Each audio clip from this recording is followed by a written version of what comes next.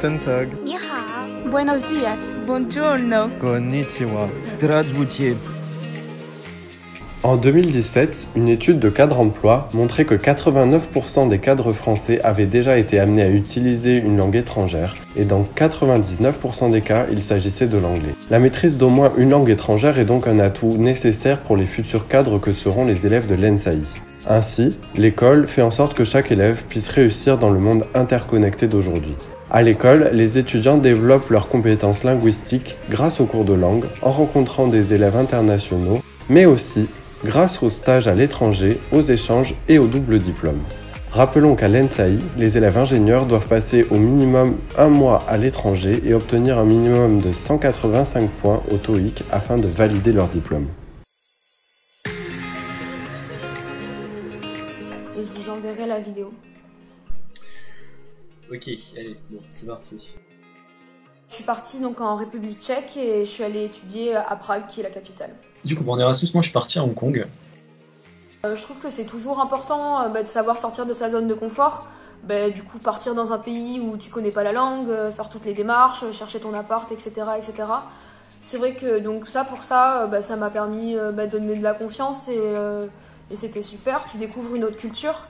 Et on était vraiment un groupe de 10-15 petits étrangers qui étaient, on s'entendait très bien et en 3 semaines on a partagé beaucoup de trucs, donc ça c'était vraiment cool.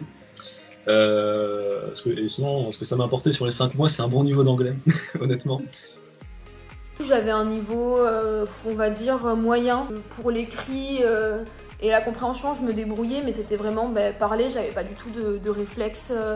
Je cherchais mon vocabulaire, je faisais des fautes de grammaire, etc. Et pour ça, c'est vrai que l'Erasmus, vu qu'on est en contact constant avec des élèves étrangers et qu'on est dans un autre pays, pour ça, c'est vraiment super et on progresse assez vite. Ouais, j'ai eu le truc 945, alors que j'étais groupe 2. Donc ceux qui sont en anglais renforcé, perdez pas espoir.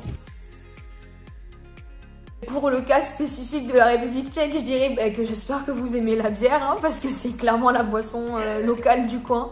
Donc vous allez devoir en boire un peu. Préparez vos jambes parce que Hong Kong c'est construit sur une montagne, donc ça fait des hauts et des bas tout le temps, vous montez des escaliers tout le temps. Donc faut être sportif.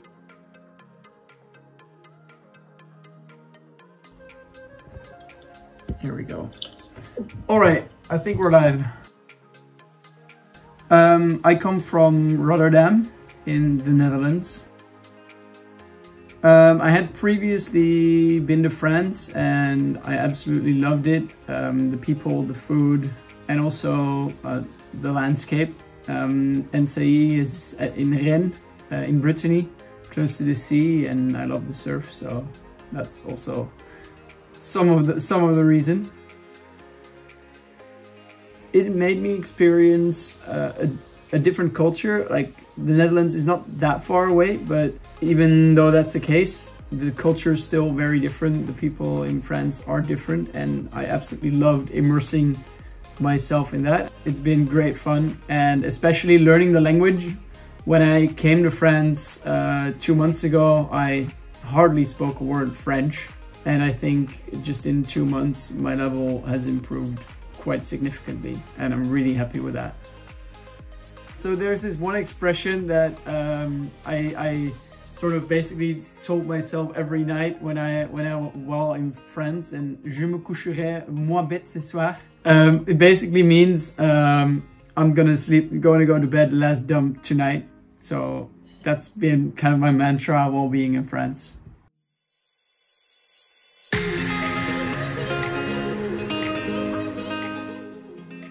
Salut, moi c'est Anaïs et je suis membre de la Welcome Team. La Welcome Team, c'est une association qui a été créée l'année dernière par une bande de 4 copines qui revenaient d'Erasmus et qui s'est dit qu'on faisait vraiment rien à l'école pour intégrer les étudiants internationaux. On a donc mis en place un guide d'arrivée pour expliquer toutes les choses à savoir quand tu arrives en France pour la première fois. On s'est organisé pour aller les récupérer à la gare et à l'aéroport et on les a parrainés. Tout au long de l'année, on a essayé de faire des petits événements, comme par exemple une sortie à Saint-Malo ou des sorties à Rennes. Et cette année, plus que jamais, il est primordial d'intégrer les étudiants internationaux. Donc si tu es un étudiant entre guillemets local et que tu as envie de rencontrer des étudiants internationaux, mais aussi d'autres étudiants de l'école, on t'invite à nous rejoindre pour s'assurer que personne n'est isolé en cette période de confinement. EJC est aussi tourné vers l'international. Depuis 2 mandats, un membre de la junior entreprise consacre son activité à l'aspect international de l'entreprise.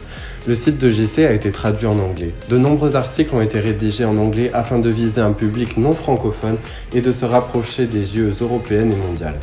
EJC est entré dans le mouvement européen en participant à la Summer Jade Conference de 2019. Le prochain mandat compte bien continuer sur cette lancée pour améliorer la visibilité de JC à l'international.